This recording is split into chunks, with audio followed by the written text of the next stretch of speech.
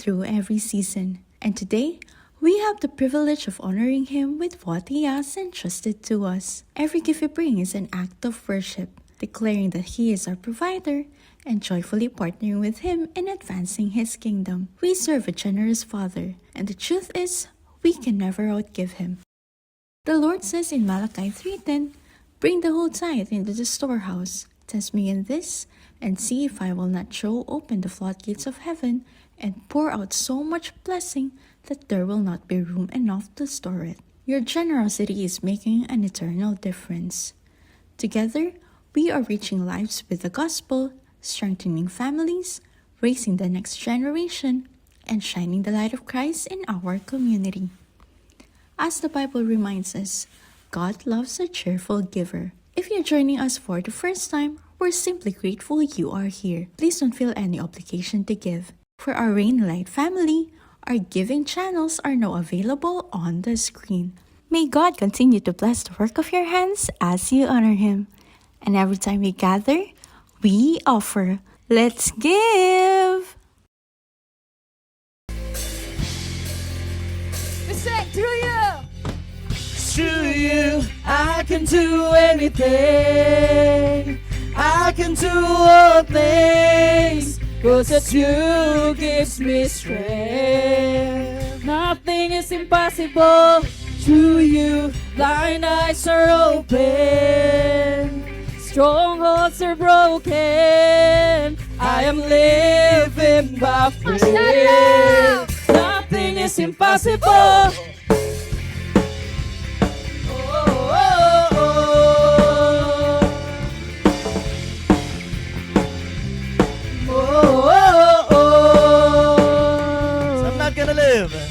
I'm not gonna live by what I see. I'm not gonna live by what I feel. Deep down I know that you're here with me. Here with me. I know that you can do anything. Through you I can do anything. I can do all things, 'cause it's you who gives me strength. Nothing is impossible. To you, blind eyes are open. Strongholds are broken. I am living by faith. Nothing is impossible. Oh, oh, oh.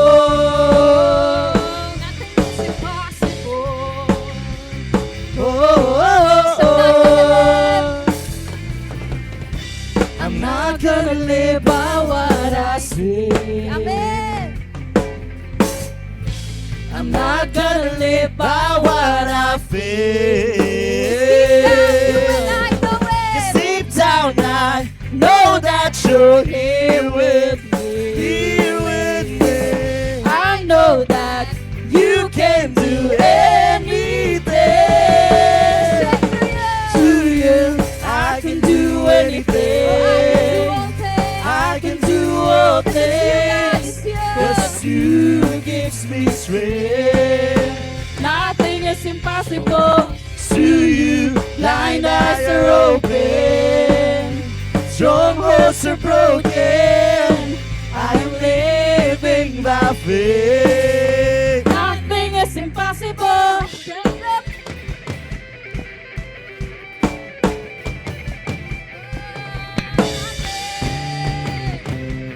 Nothing is impossible. 'Cause I believe, I believe. 'Cause I believe, I believe in you. 'Cause I believe, I believe. 'Cause I believe, I believe in you. I believe, I believe. 'Cause I believe, I believe in you. 'Cause I believe, I believe. 'Cause I believe, I believe in you. I believe, I believe. 'Cause I believe, I believe in you. I believe, I believe. 'Cause I believe in you. To you, I can do Come on, sing it out. anything. And I can do all things, 'cause it's you who gives me strength. Nothing is impossible to you. Blind eyes are open, strongholds are broken. I am living by faith. Nothing is impossible. 'Cause I believe, I believe. Oh, oh, oh. I believe in you. I believe, I believe. Yes, I believe in you. Yes, I believe, I believe. Yes, I believe in you. Yes, I believe, I believe. Yes, I believe in you. Oh, we believe. Come on, if you believe in God right now, give Him the highest praise. Woo.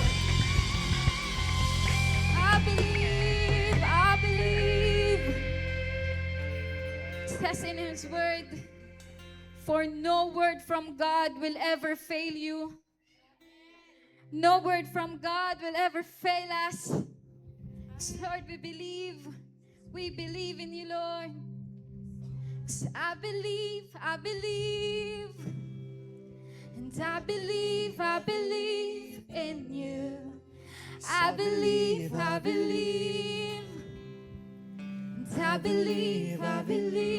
in you. I believe. Come on, believe your miracle right now. I believe in you. and I believe, I believe. I believe. I believe in you. I believe, Lord. Yes, I believe, I I believe. believe in you, God. I believe in you. I believe. Yes, I in you, believe, I believe. Lord. Yes, I believe in you. 'Cause through you I can do anything. I can do all things. For it's you who gives me strength.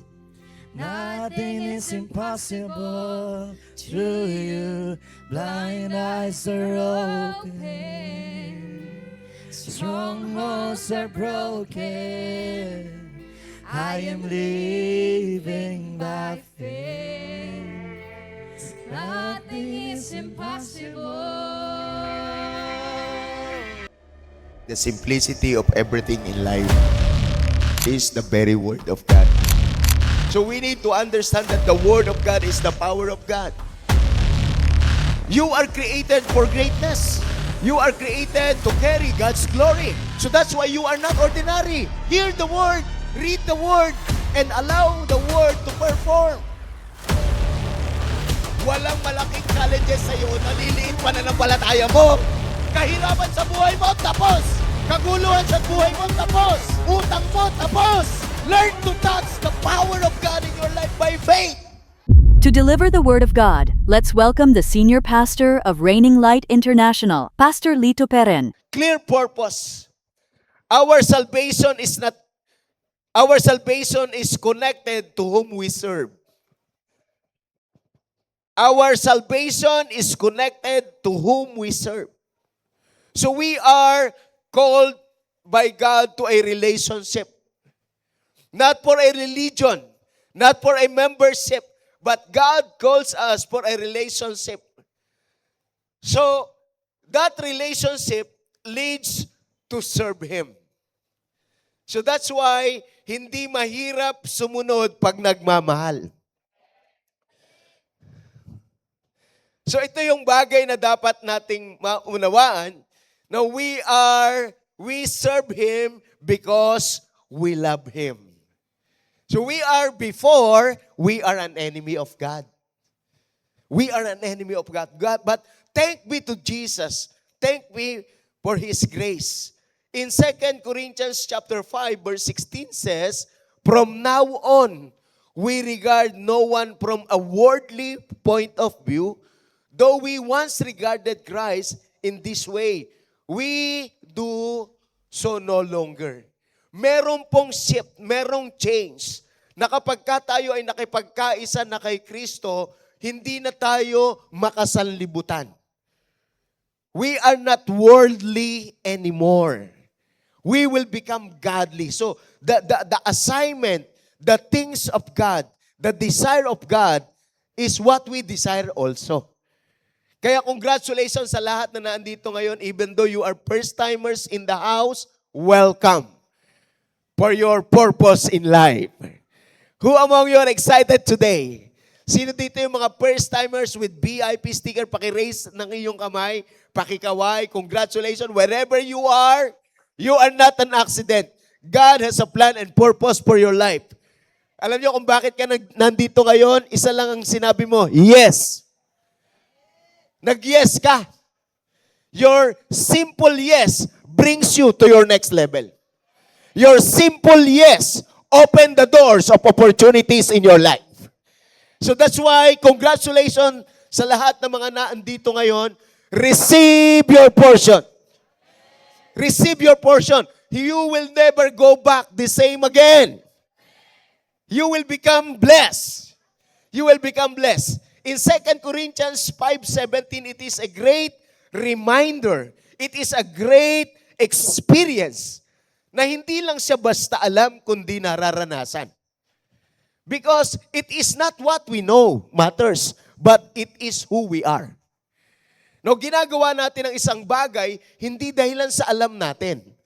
Ginagawa natin ang isang bagay, kasi yun na tayo.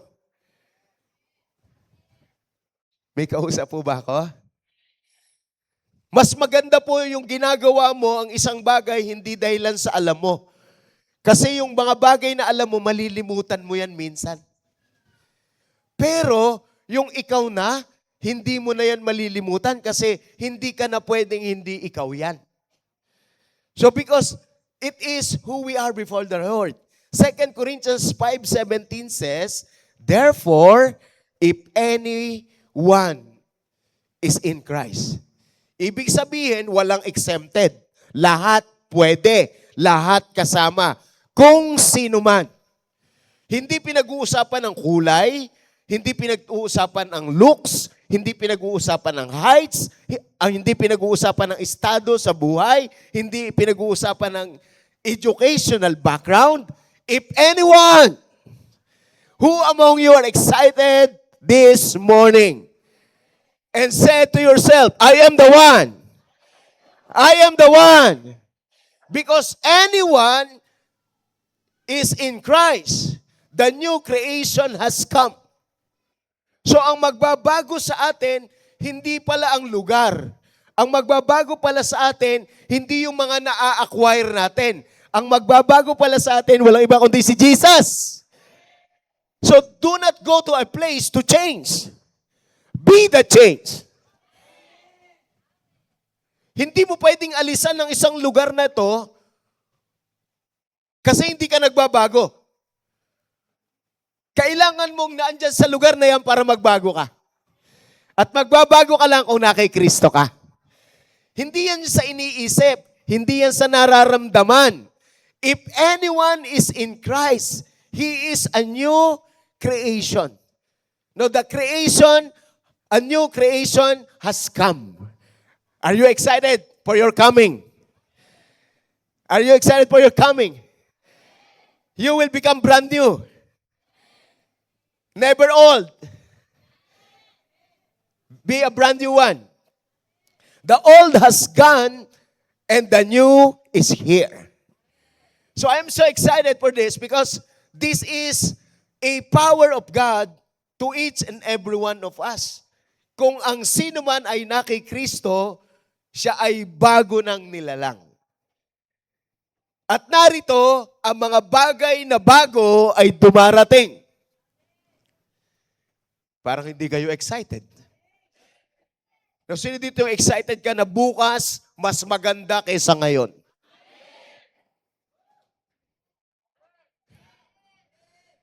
Sino dito yung excited ka yung susunod na linggo mas maganda kaysa ngayon? Sino dito yung excited ka na yung, hallelujah, yung susunod na buwan, bagong buwan, mas maganda kaysa ngayon. Kaysa sa nakaraan. Yung bagong taon, mas maganda kaysa ngayong taon. A new one is coming. So if you are expectant, if you are expecting something new, you are excited. Sino masaya? Excited ka?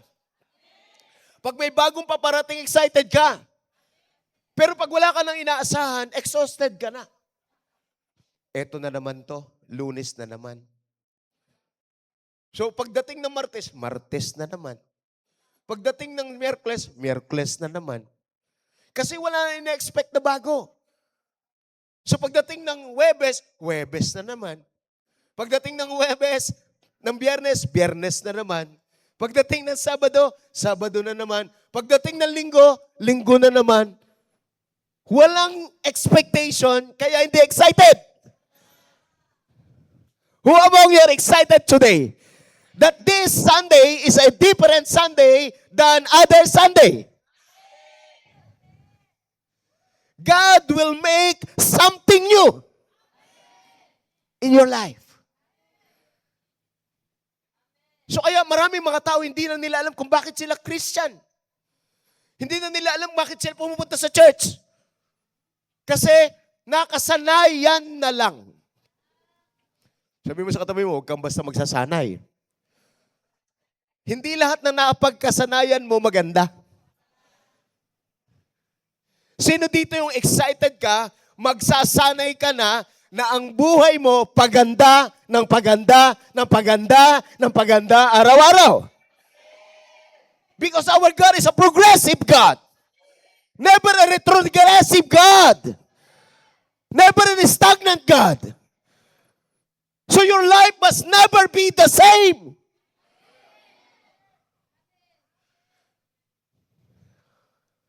Ang problema lang, nasanay ka na ng ganyan ang buhay mo. May mga dialogue pa, anong magagawa ko? Hallelujah. Si Lord wala magagawa. Ikaw wala magagawa, pero si Lord sigurado ako meron. Sino dito excited ka na? Aatras ka muna sa equation. Lord, magba-backward muna ako para ikaw mag-forward. And I will follow you. I will follow your word. I will follow your presence. That's why this is very important. Hindi lang siya minememorize. Dapat na-experience. Kung talagang nakikristo ka, siguradong merong bago. At yung bagong yan, hindi kahapon. Ang bagong yan ngayon talagang magdudulot sa iyo ng kagalakan.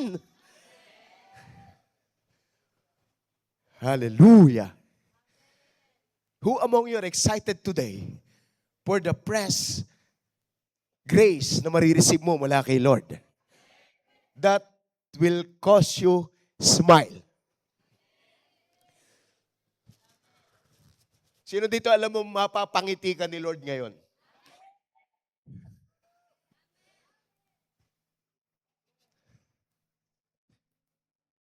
If anyone is in Christ. And I tell you, if anyone is in Christ, you are out of crisis. Sino dito nasa crisis? Taas ang kamay. Sabi ng demonyo, huwag mo na itataas yan, ha? Sanay ka na naman dyan, di ba? Who among you are in crisis right now? Get out of that crisis and go to Christ. If anyone is in Christ, you know how to get into Christ. When Jesus Christ is saving you, saving the world, He gave His life sa krus. Sa krus. Ibinigay niya ang kanyang buhay sa krus. Voluntarily, not forcefully by other people, but willingly, He gave Himself just for God's greater glory. And He said, this is how I love you. He said to the people, to the human race who is fallen, to the human race who are separated from God. He said, by demonstration, this is how I love you. And also, this is how I love my Father, because my Father loves you. Who among you are excited today? If you want to be in Christ, you need to go to the cross. Voluntarily. Wholeheartedly. Hindi ka pupunta sa krus na bibit-biting kita, pumunta ka sa krus. Doon ka, ipapako, hindi ko gagawin sa'yo yan. Because God has given you the free will, freedom to choose, and power to decide. Willingly, willfully, I surrender my life to Jesus. And I want to be with you, Jesus. I want to get out of my crisis, and I want to live with you. Who among you are excited? It is a choice. It is a decision. So, ito yung mga pampalinaw ng purpose natin. If anyone is in Christ, he is a new creation. The old has gone, and the new has come. Sino dito excited ka mga bagong bagay darating sa buhay mo? Mga bagong karanasan. Mga bagong bagay. Sino dito masayang-masaya ka? Lahat ng bago para sa'yo yan. Never ka sa surplus. Never ka sa second hand. Pang brand new ka. Who among you are excited for your brand new? Who among you are excited for your brand new? Be in Christ. It is not out of your effort. It is not out of your intellect. It is not out of your labor. It is only by His grace. Kaya naintindihan ito ni Joshua. Kaya ang sabi niya sa kanyang sarili, naintindihan niya yung ginawa ng Diyos sa buhay niya, ginawa ng Diyos sa bansang Israel. Kaya si Joshua, firm yung kanyang decision based on his purpose. Because in Joshua's time, many people turn their back to God. And they choose different gods to be served. But Joshua is a different person.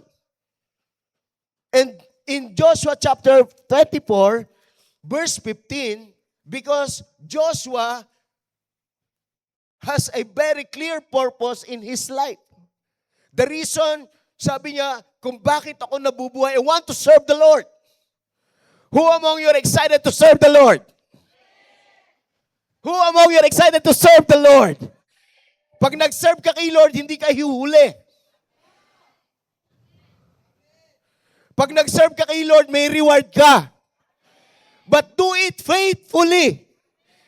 Do not do it religiously. Do it faithfully. It is not yung kasama mo o yung asawa mo ang dahilan ba't mo ito gagawin. Kaya ko ito gagawin kasi dahilan kay Lord. Walang pakialam sa paglilingkod ko yung asawa ko. Because it is my choice. Hindi porke ayaw ng asawa ko, ayaw ko na rin. Hindi porke ayaw ng anak ko, ayaw ko na rin. It is my choice. It is my decision. It is my purpose to serve the Lord. The reason why I exist is to serve the Lord. Kaya binigyan niyo ako ng magandang asawa kasi nagsaserve ako kay Lord. Kaya binigyan ako ng anak kasi nagsaserve ako kay Lord. Kaya ako nakakaranas ng mga ganitong bagay kasi nagsaserve ako kay Lord. My Lord is the best. My God is the best. Inuna ko siya eh. Kaya binigyan niyo ako ng magandang asawa. Kaya yung mga hindi nagsaserve kay Lord, pangit asawa.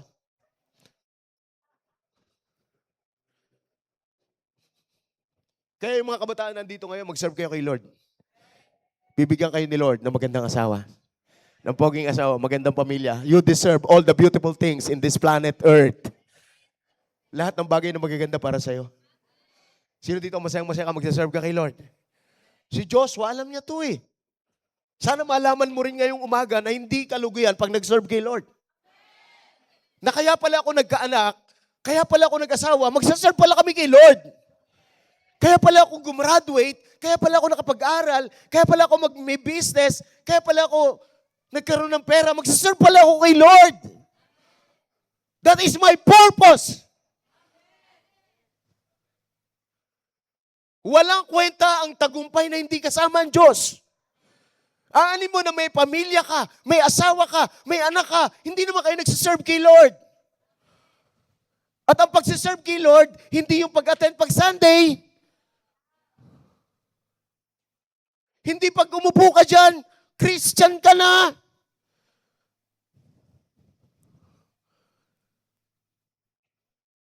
Ang pagiging Christian, nasa pagsunod.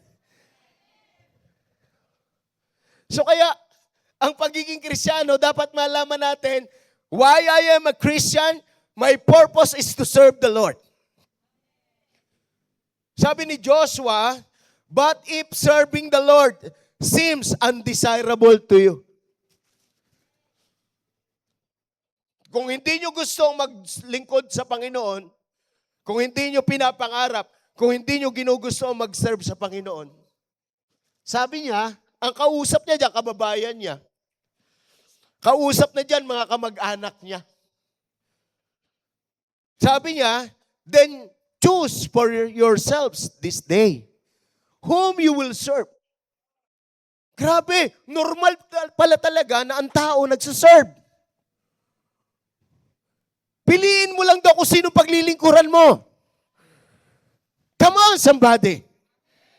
Human beings are created to serve, but choose whom you serve. Because your salvation is connected to whom you serve. Hallelujah! Sabi niya, choose for yourselves this day whom you will serve. Whether the gods your ancestors served beyond the Euphrates or the gods of the Amorites in whose land you are living. Grabe. Sino dito yung meron kang lugar na pinamumuhay ka? Trabaho natin, buhay natin. Yung lugar natin, hindi natin maiwanan. No, sabihin mo sa katabi mo, pwedeng iwanan ng bahay para mag-win. Iingatan ni Lord yan. Kung yung apartment mo, kaya mong iwanan para mag-serve ka kay Lord, bibigyan ka ni Lord at sarili mong bahay at lupa. Pero kung di mo maiwanan ang apartment kasi wala magbabantay, hanggang apartment ka lang. Choose whom you serve. Sabi ni Joshua, sabi niya, but as for me and my household, we will serve the Lord. Who among your fathers in the house? Pakitaas ang kamay ng mga tatay. Yung magiging tatay. Pakitaas ang kamay ng mga totoy. Alam niyo mga totoy, gusto pa niya ng laro. Gusto pa niya maglibang. Pero pag tatay ka na, lahat ng bagay na gagawin mo para sa asawa at anak mo na. Sabi niya, but as for me and my household, we will serve the Lord. Kaya talaga yung mga single, kinakausap ko na talaga mag-asawa na kayo. Para mga wala na yung mga crush-crush, mga pa-cute-cute, wala nang ganun. Nagmamature talaga. Purpose. So kaya lang, pag nag-asawa tayo, dapat lalo tayong sisipag kay Lord. Lalo na pag nagkaanak. Grabe yung tiyan ni Desiree. Sumisipa na yung baby. Nung dalaga, hindi hadlang. Nung magkasawa, hindi hadlang. Nung buntis, hindi hadlang. Lalo na pag napanganak yan, bakit? Practice na yan eh. Habit na yan eh. Sabi ko sa mag-asawa, kumuha kayo ng angel. Or helper. Yan kasi ibig sabihin ng angel, helper. Kumuha kayo sa inyong anak na mag-aalaga. Hindi inyo ang inyong anak, galing kay Lord yan. Kumuha kayo mag-aalaga. At huwag nyo ipapahiram ang inyong anak kasi may matututunang iba yan. As for me and my house, we will serve the Lord. Ikaw ang mag-create ng culture. Who among you are excited? Kaya lalaki, dapat ready ka mag-asawa. Next to salvation is to choose your spouse. Naku, huwag kayong mag-rely sa pogi at maganda. Nagbabago itsura. At ang mga bata, pag tumodo kay Lord, ang maganda, yung nanay kasama. Lahat tayo magse-serve kay Lord. Aanin mo ang pera, aanin mo ang bahay, aanin mo ang pamilya kung hindi naman nagse-serve kay Lord. There is emptiness. Hindi ka sasaya sa mga bagay na yan. Kahit pa mapuntahan mo ang maraming lugar. As for me and my house, we will serve the Lord. Sino dito yung alam mo si Lord ang provider? Sino masayang-masaya na hindi ka pa pagkukulangin ni Lord? So kaya si Joshua, malinaw sa kanya yun. And my prayer is that to each and every one of us, as an individual, as a family, make a declaration today. But as for me and my household, we will serve the Lord. Come on, declare nga natin to. But as for me and my household, with conviction, we will serve the Lord.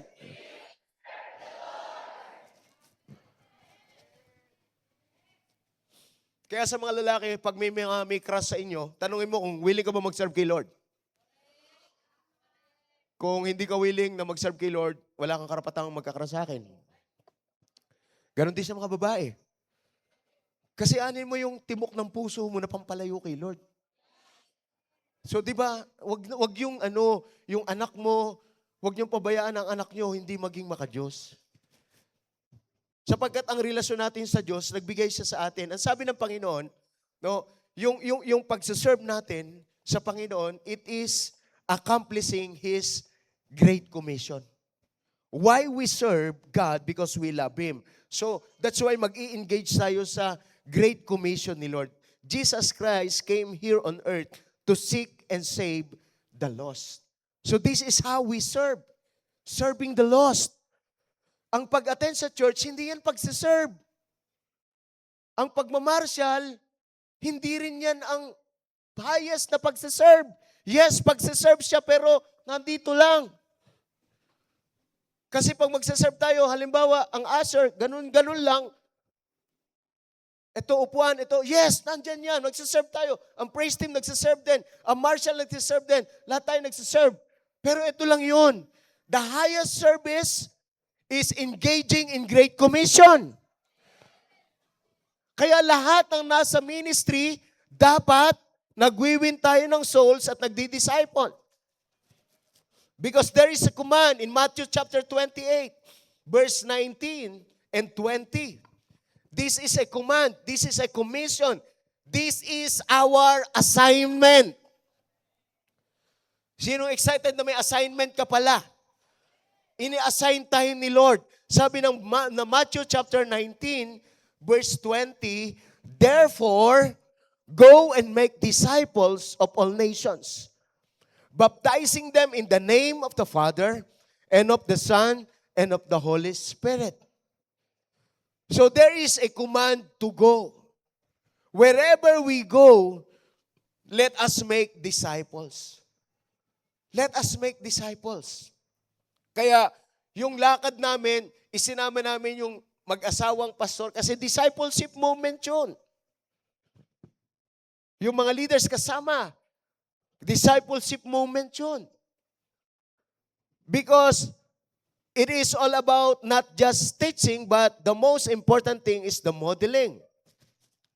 Verse 20, and teaching them to obey, sa ibang translation, observe everything I have commanded you.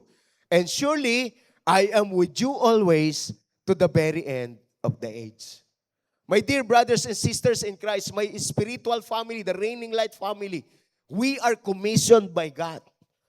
And this commission is for everyone who is in Christ. For everyone who is in Christ. Kaya dapat merong naliligtas kasi ikaw ay born again. Merong nakakakilala sa Diyos kasi nakilala ka. Merong nagpapasalamat sa Diyos sa kasaganaan ng Diyos kasi nakilala ka. Kaya dapat talaga, you are a channel of God's blessing. You are a channel of good news. Remember, great challenges come when we serve God. It is not easy. There are great challenges. Serving God is not just attending Sunday celebration or other spiritual activities. Serving God is becoming His ally and obeying His God-given assignment, winning souls and making disciples.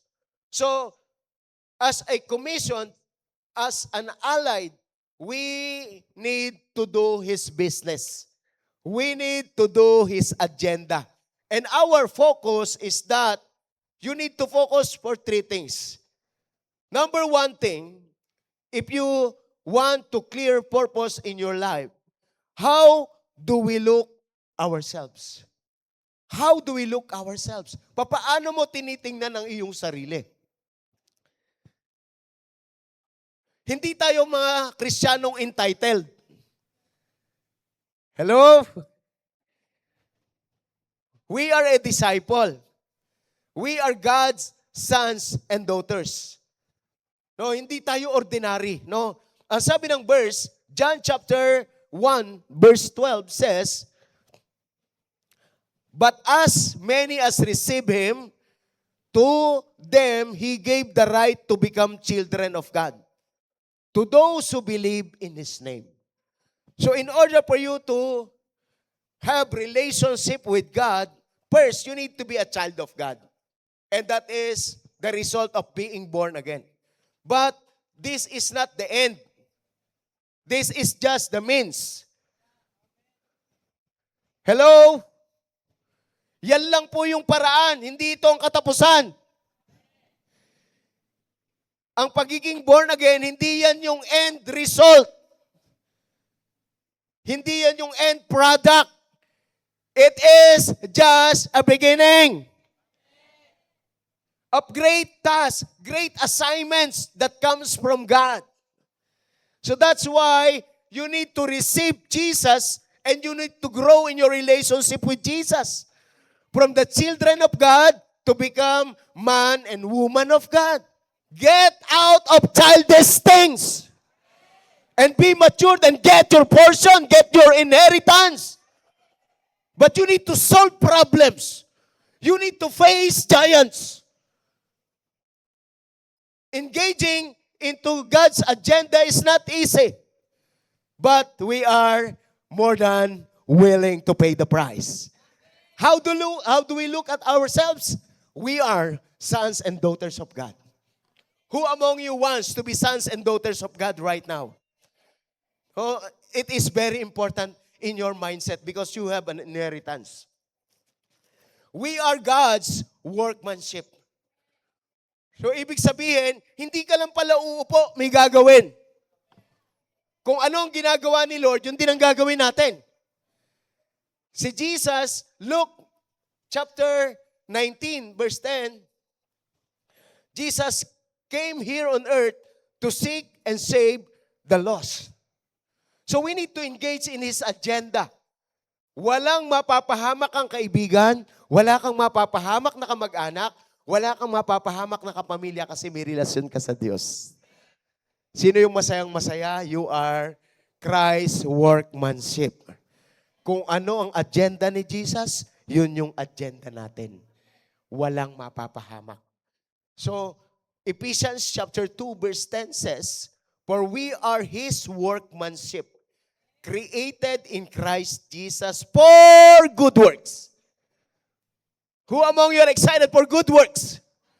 Good works is not your work. Good works is God's work. Allow God to work in our life. We are created in Christ Jesus for what? Good works. So that's why, if you are born again, no more bad works in your life. Only good works. Who among you are excited? Why? Which God prepared beforehand that we should walk in them. So kaya mabuting tao ka talaga.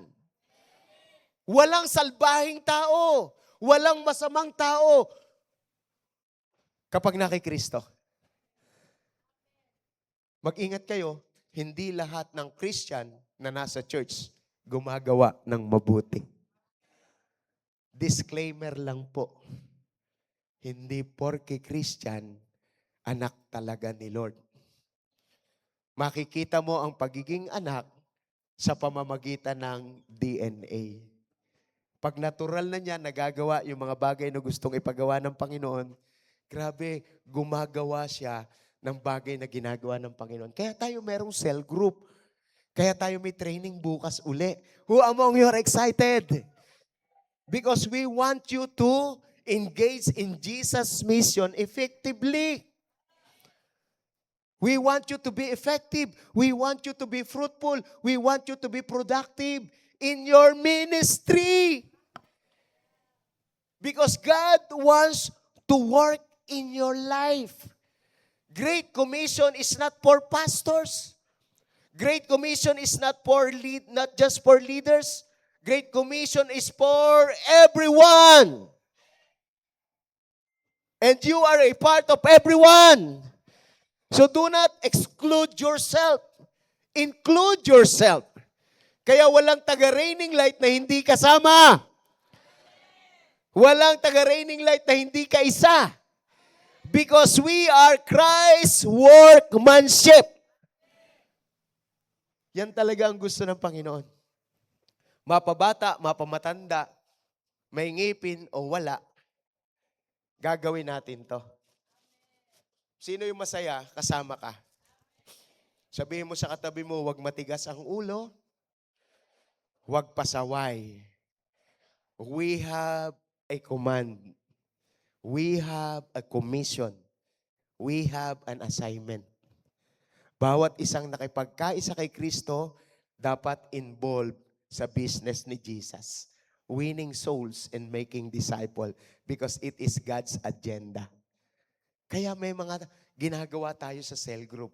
Congratulations sa mga nagpo-post ng sambarangay, nagpo-post ng sambarkada. Grabe, maraming nasa-save.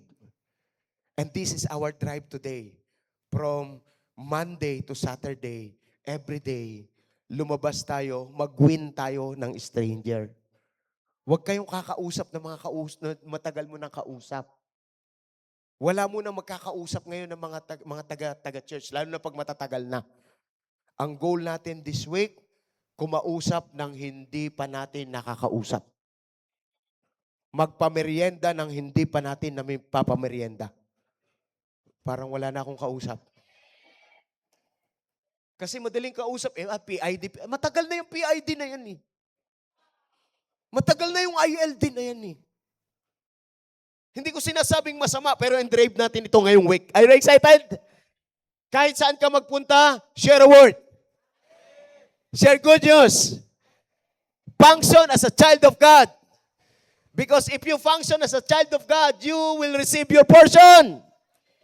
Who among you are excited to receive your portion? So that's why, even though it is hard work, it is not impossible for us. Kaya siya mahirap kasi may battle. The battle is in the will. Gusto ba ng Diyos o yung gusto mo? Kaya naghihirap. Pero ang maganda ngayon, let us surrender kay Lord. And then, always remember, even though wag ninyong pababayaan ang mga bagay na ito sa inyong isipan. We are chosen. We are chosen. Sabay-sabay nga natin i-declare, I am chosen. With conviction, I am chosen. I am the best. I am a carrier of God's anointing. Alam niyo ba ibig sabihin ng anointing? It is empowerment to do. Anointing means empowerment to reproduce. Empowerment means to create result. Are you excited for your anointing? You are chosen. You are chosen. Hindi ka iko-commission ni Lord nang wala kang power. Hindi ka iko-commission ni Lord nang walang authority. Hindi ka iko-commission ni Lord na wala kang reward. Because God is a just God. We are chosen. 1 Peter chapter 2 verse 9, but you are a chosen generation, a royal priesthood, a holy nation, His own special possession. You are special. Hallelujah. You are not ordinary. Paki-bump mo yung katabi mo. You are special. Sa kaliwa, you are special. Sa kanan, you are special. At sabihin mo sa kanya with confidence, I am special. Who among you are special people today? Hindi ka mumurahin. Mamahalin ka.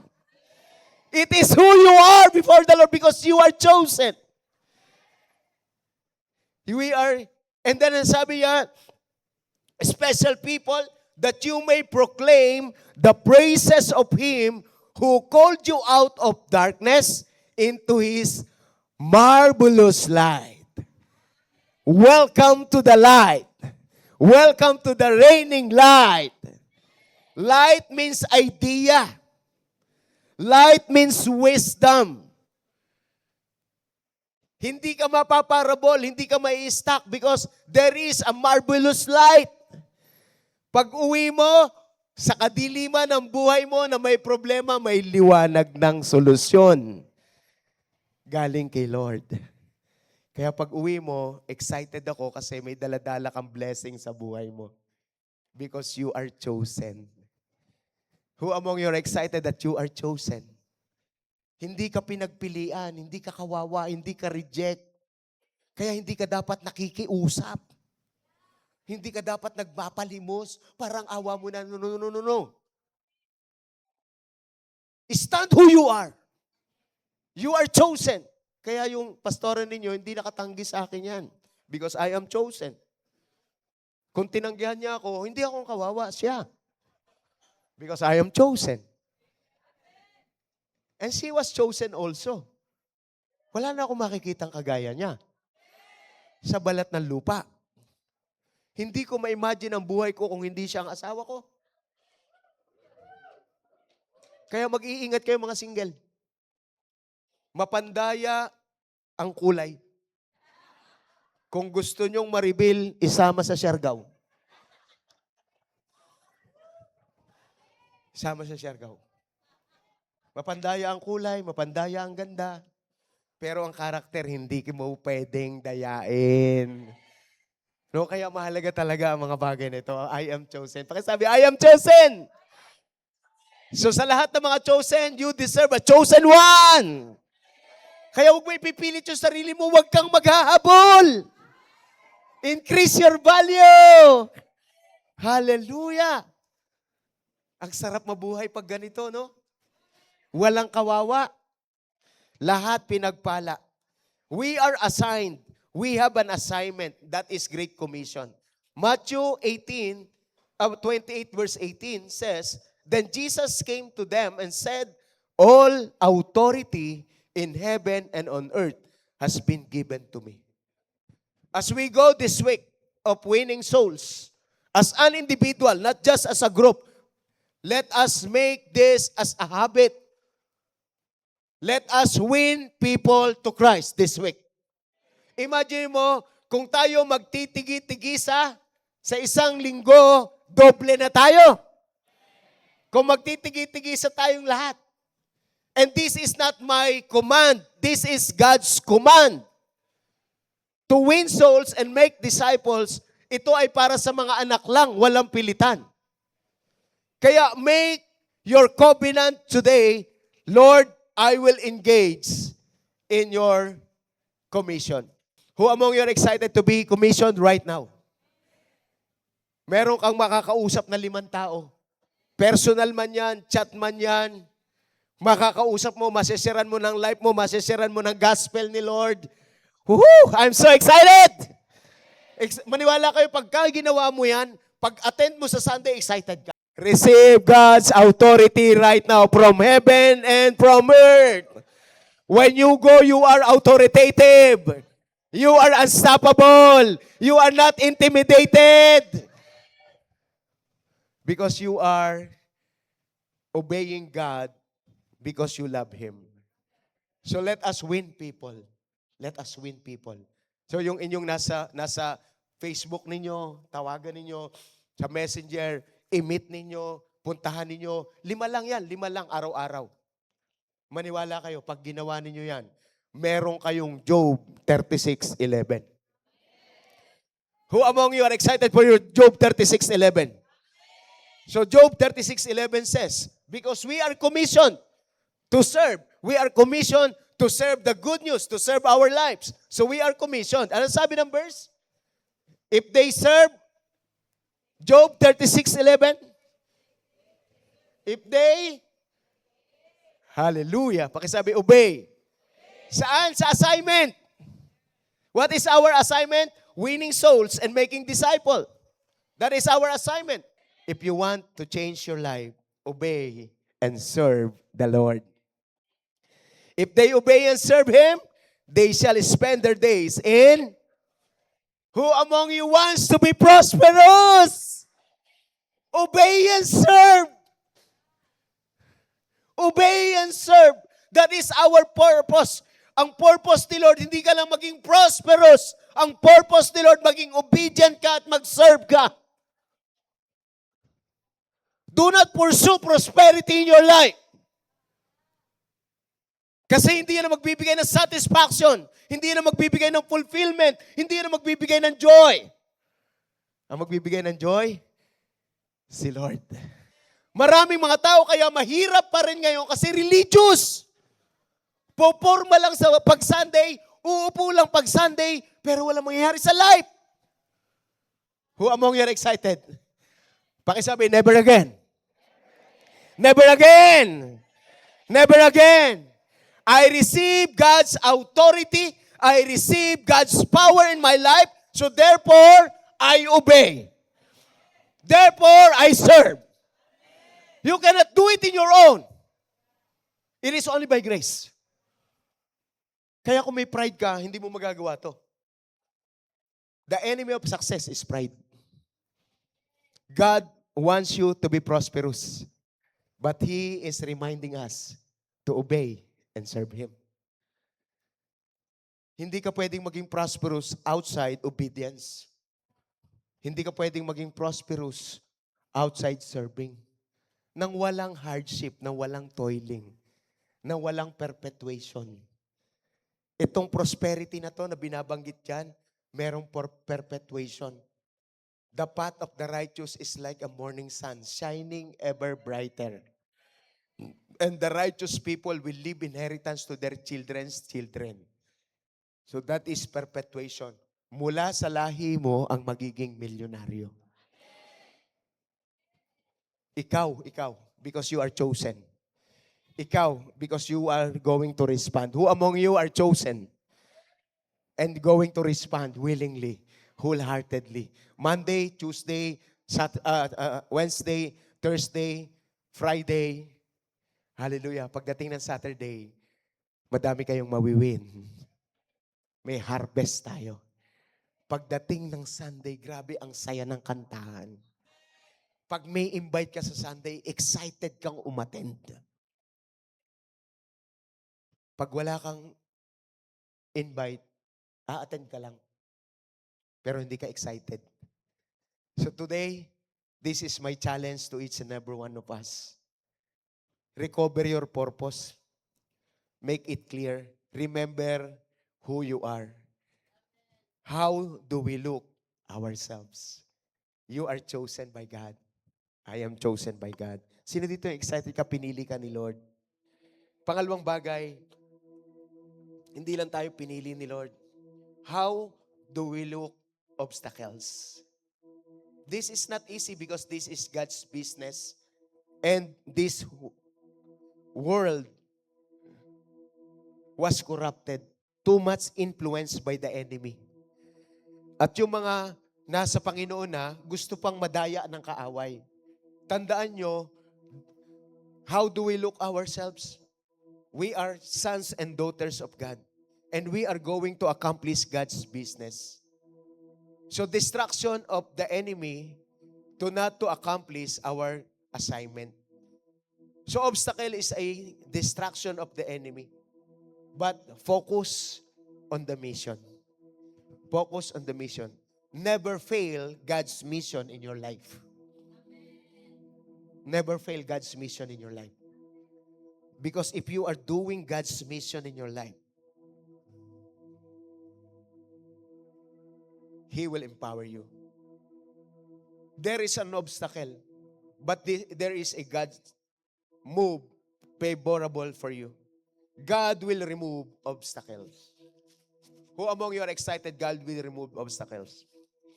Yes, tuloy-tuloy tayo, may obstacle, pero God will remove obstacles in our life. So the more you follow God, the more He works miraculously in your life. Zechariah chapter 4, verse 7. Who are you, O great mountain? Who is the mountain? It is the problems. It is an obstacles. Before Zerubbabel. So this is a challenge to each and every one of us to believe God, to believe His Word, and to enjoy His presence. Sabi ng Lord kay Zerubbabel,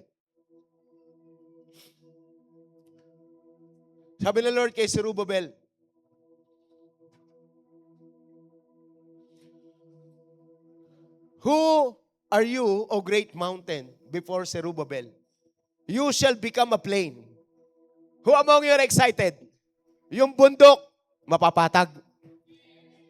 Sino dito mga may kinakaharap na bundok sa buhay mo? Ready na ang bulldozer ni Lord. Hindi ka nababayad ng kontraktor. Si Lord ang magpapatag ng iyong bundok. Shall become a plain. And He shall bring forth the capstone with shouts of grace. Grace to it. God will make it plain. Every mountain in your life. Today, I declare, kung ano man ang mga bundok sa buhay mo, papatagin ni Lord. Naka-ready na ang bulldozer, tumuloy ka lang, papatagin ni Lord yan. Hindi ka aakyat ng bundok, lalakad ka sa patag. To God be the glory, according to His word. God will remove obstacles. And God will make a way. God will make a way. And it is not just iskinita. Skyway. Expressway. God will make a way. Isaiah 43 verse 19. Behold, I will do a new thing. Now it shall spring forth. You shall not know it. I will make a road. I will make a road. God will make a way. Grabe, ang daan na dadaanan ni Lord. Mabilis siyang gumawa ng daan. Pero pag si Lord ang gumawa ng daan, mabilis lang yung gagawa ng road. And in the wilderness and rivers in the desert. Hallelujah, hindi ka tutuyuan ni Lord. Lagi kang sariwa. God will make a way. Always remember the obstacle. God will make the way. Hindi ka matutuyan. And we have strength to overcome. Sabi mo sa katabi mo, you have the strength to overcome. Declare it with conviction. I have the strength to overcome. I have the strength to overcome. No, yung meron kang pierce na face. You are ready to fight. You are ready to fight. I-declare nga natin. Sabihin natin, I have the strength to overcome. I have the strength to overcome. I have the strength to overcome. Paniwalaan mo yun. Hindi ka iiyak, hindi ka malulugmok because you have the strength that comes from the Lord to overcome. It is who we are before the Lord. Yes, there is an obstacle, but we have the strength to overcome. Yes, there is an obstacle, but we are more than conqueror. Always remember that we are more than conqueror. No, in all these things, we are more than conquerors through Him who loved us. Who among you are excited to experience the love of the Lord in your life? You can overcome. You can overcome. There is no problem too big that God cannot solve it.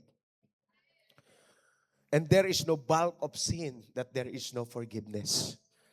Patatawarin ka ng Panginoon. You are more than conqueror.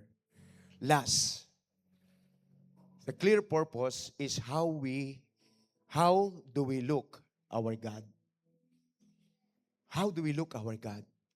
Always remember that the battle belongs to the Lord. Experience the supremacy of God in everything. Our God is the Creator. Always go back to your Genesis. Your Genesis is your beginning. Lagi niyong tatandaan, wala naman tayo dati dito. Wala naman tayo nito dati. Bakit hindi natin kayang isurrender lahat kay Lord? In the beginning, God created the heavens and the earth. Hindi tayo pinanganak para maghirap. Pinanganak tayo para maging mapagtagumpay. Remember our God. Our God is our refuge. God, Psalms chapter 41 verse 6. God is our refuge and strength, and every present help in trouble. So, ngayon, pwede tayong magtago sa Panginoon. Kumanlong tayo sa Kanya because He is our refuge. And it is not our refuge also, He is our strength. Ibig sabihin, if God is with you, you will never be weakened. Hindi ka manghihina. Palalakasin ka ng Panginoon. And every present help in trouble.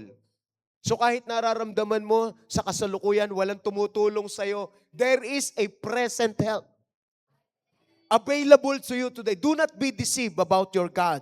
There is a present help. And also, He is not just our refuge. Our God is with us. Our God is with us.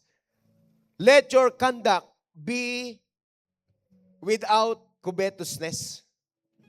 Be content with such things as you have. For He Himself has said, I will never leave you nor forsake you. So this is all about attitude towards material things. Sabi ni Lord, hindi mo dapat isipin ng mga bagay na ito o paghangaran ng mga bagay na ito. Huwag mong ilagay dyan ang puso mo. Sapagkat ang sabi niya, hindi kita iiwanan ni pababayaan man. You are provided by the Lord. Who among you are excited for God's provision in your life? So go back to your purpose. Let us win souls. Let us make disciples. The reason why I exist is for His glory. The reason why I exist is to accomplish my divine assignment. And my divine assignment is to win souls and make disciples. Purpose becomes clear when we surrender our plans to God's will. Purpose becomes clear when we surrender our plans to God's will. Let us surrender before God right now. Remove any pride. Remove any fear. Remove any doubts. Remove any sin in our life. Our purpose in life is not just to exist, succeed, or accumulate possessions. We are created to know God, glorify Him, serve Him, and fulfill His will upon our lives. Who among you are excited that now your purpose was very clear? Lord, count me in. Count me in, Lord. Lord, merong 5 tao ang maliligtas sa pamamagitan ko ngayong linggong ito. Who among you are excited? Isishare mo lang yung life mo, yung na-experience mo ngayon. Kung first time ka, isishare mo lang yung experience mo. Kung first time ka, ishare mo lang kung ano yung verse na na-receive mo ngayon. God will work in your life. So let us come to His presence today. Lord, help me Help me. Help me, Lord. About my purpose. Who wants right now to receive your purpose? A clear purpose into your life. Tandaan mo, if you serve the Lord, He will promote you. If you serve the Lord, He will provide in you. If you serve the Lord, if you obey the Lord, you will become prosperous. It is His very word. Right now, hindi lang yung maka-attend tayo. Ang importante sa atin ngayon, ang gusto ng Panginoon, yung magawa natin. Pwede bang tumayo tayong lahat? Let us worship Him. Trust Him, I sought the Lord, and He heard, and He answered. I sought the Lord, and He heard, and He answered. I sought the Lord, and He heard, and He answered. That's why I trust Him. That's why I trust Him. I sought the Lord, and He heard, and He answered. I sought the Lord, and He heard, and He answered. I sought the Lord, Jesus, thank you. and He heard, and He answered.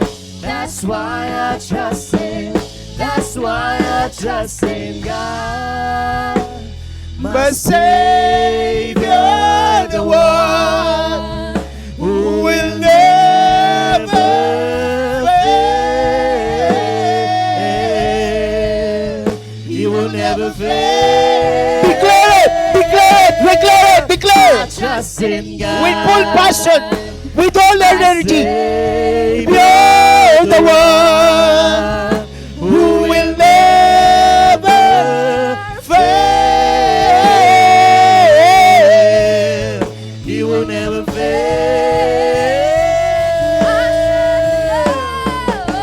I sought the Lord, and He heard, and He answered. I sought the Lord, and He heard, and He answered. I sought the Lord, and He heard, and He answered.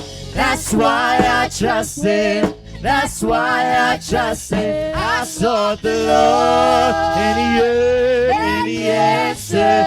I sought the Lord, and He heard. Declare it, declare it. I sought the Lord. I sought the And He Lord. heard, and He answered. I sought That's the why I Lord. trust Him. That's why I trust Him. I sought the Lord, And He heard, and He answered. I sought the Lord, and He heard, and He answered. I sought the Lord, and He heard, and He answered. That's why I trust Him. That's why I trust in God.